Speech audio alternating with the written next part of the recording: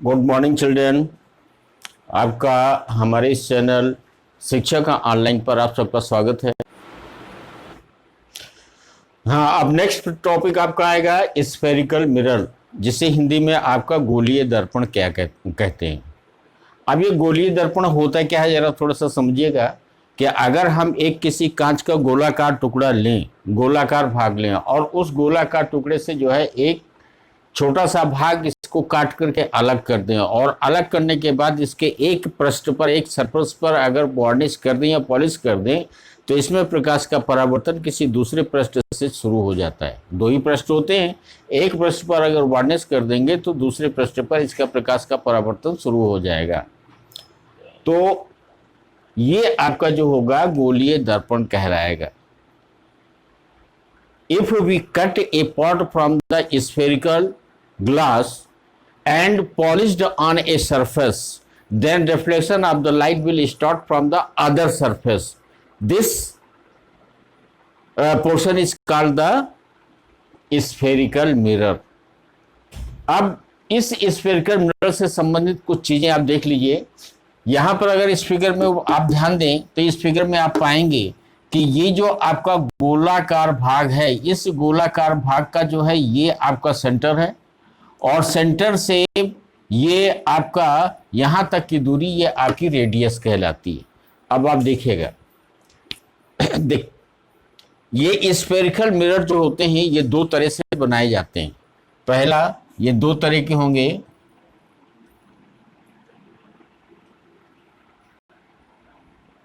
पहला आपका होगा कॉनकेव मिरर, दूसरा आपका होगा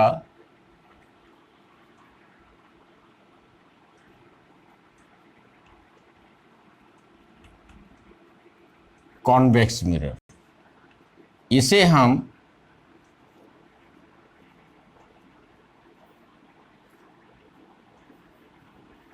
अवतल दर्पण कहते हैं, इसे हम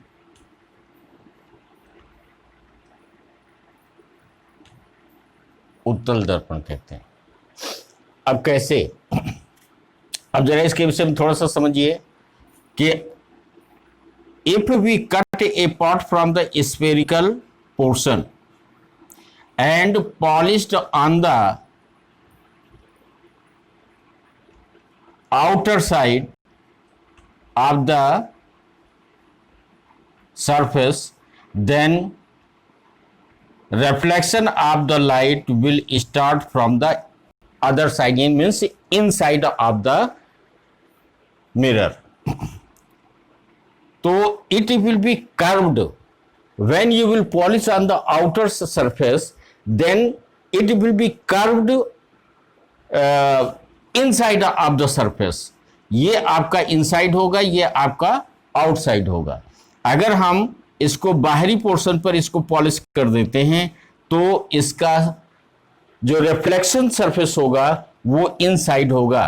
तो you can say that it curved inside of the surface. तो ये आपका कॉनकेव होगा। और अगर a part of this, if you polished inside of the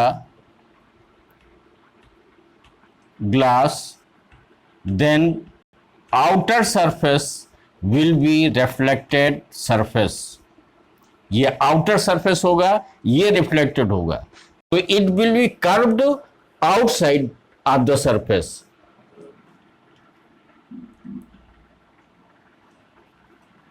curved inside, और ये कर्व्ड आउटसाइड। ये जो होगा इसका दूसरा नाम भी होता है, ये इसे आप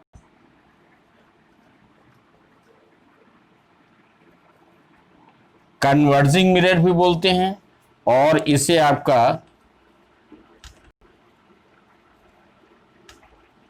डाइवर्जिंग मिरर भी कहते हैं। ये आपका कॉन्केव जो आपका मिरर होता है, it is also called converging mirror, और convex mirror will be called also called diverging mirror. तो ये आपके जो है दो प्रकार से होते हैं। अब इनके बारे में थोड़ा सा देख लीजिए।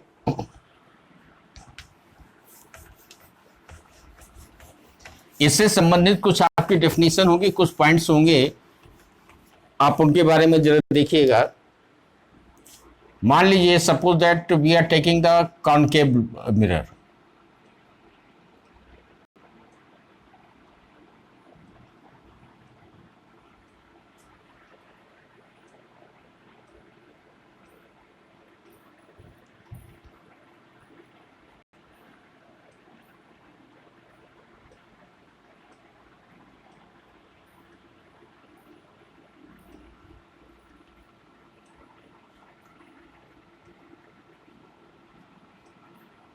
ये आपका पॉलिश्ड है आउटर साइड पे, तो इसका रिफ्लेक्शन साइड जो आपका होगा वो इनसाइड होगा।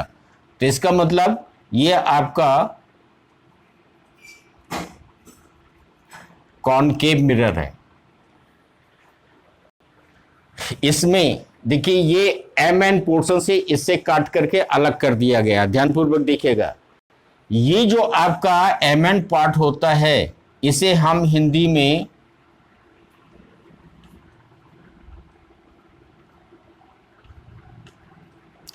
द्वारक कहते हैं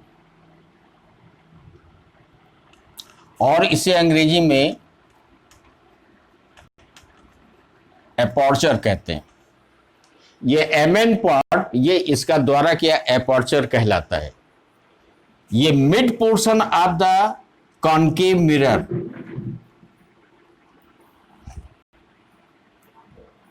mid portion of the concave mirror is called the pole। इसे हम पोल कहते हैं। पोल को हिंदी में ध्रुव कहते हैं और इसको अंग्रेजी के अक्षर P से डिनोट करते हैं। एमएन का जो आपका ये कॉनकेव मिरर है इसका मिड पार्ट जो होता है ये आपका पोल कहलाता है, जिसे हिंदी में ध्रुव कहते हैं और इसके अंग्रेजी के कैपिटल लेटर P से डिनोट करते हैं। अगर मान लीजिए इस P से एक सीधी रेखा खींच दी जाए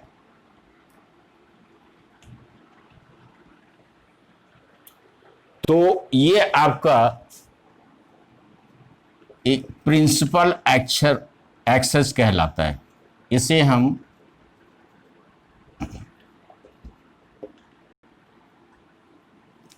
प्रिंसिपल एक्सेस कहते हैं। ये स्फेरिकल मिरर, ये कॉनकेव मिरर, जिस स्फेरिकल मिरर का पार्ट होता है उसका ये जो सेंटर होता है, ये सेंटर, ये इस कॉनकेव मिरर का सेंटर ऑफ कर्वेचर कहलाता है।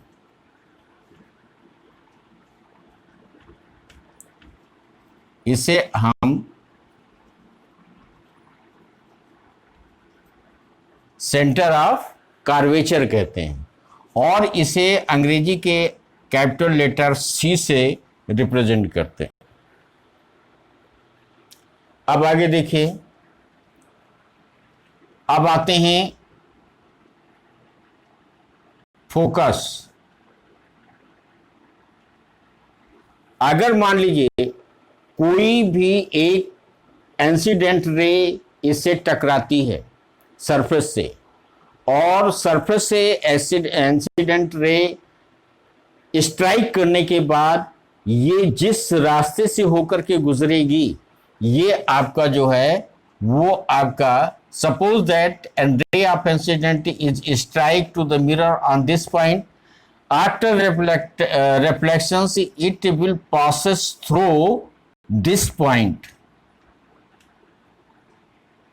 After reflections this incident rays will passes through this point. So this point will call the focus of the concave mirror. It will be represented by the capital letter of English alphabets F.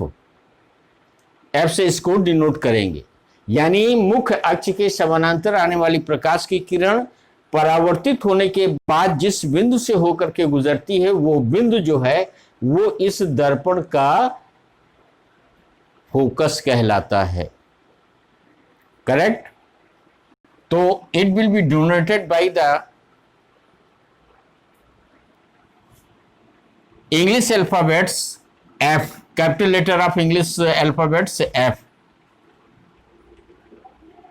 Distance from center to pole. A distance from center to pole is called the radius of the concave mirror. It will be represented by the capital letter of English alphabets R. So distance from center of curvature to pole is called the radius of the concave mirror. अब आगे आइए, distance from focus to pole. Distance from focus to pole is called the focus length. It will be represented by small alphabets of the English F. ये आपका जो है focus length होगी। तो ये फोकस और ध्रुव तक के बीच की दूरी को हम फोकस लेंथ कहते हैं, फोकस दूरी कहते हैं। तो इससे संबंधित ये आपकी जो है पॉइंट्स हैं जो आपको याद रखना है कि आपका ध्रुव क्या है, सेंटर ऑफ कर्वेचर क्या है और फोकस लेंथ क्या है, ये आपका रेडियस क्या है, ये आपका फोकस दूरी क्या है। इन सब चीज़ों को आपको ध्यान रखना है। अब इसके आगे का पोर्शन जो है आपको नेक्स्ट वीडियो में आपको मिलेगा। आप हमारे इस चैनल को सब्सक्राइब करें, लाइक करें तथा ज़्यादा से ज़्यादा मात्रा में इसको शेयर करने की कोशिश करें।